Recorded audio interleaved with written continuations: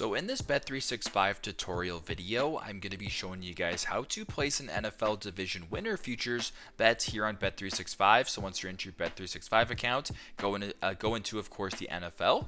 So for me, it actually is on this top bar right here on the left-hand side. Press the NFL.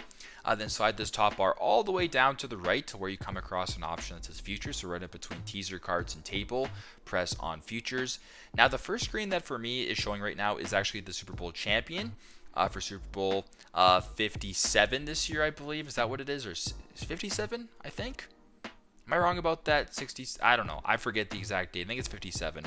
Maybe it's 58. I actually think it's 58 the more I think about it. But anyways, 58.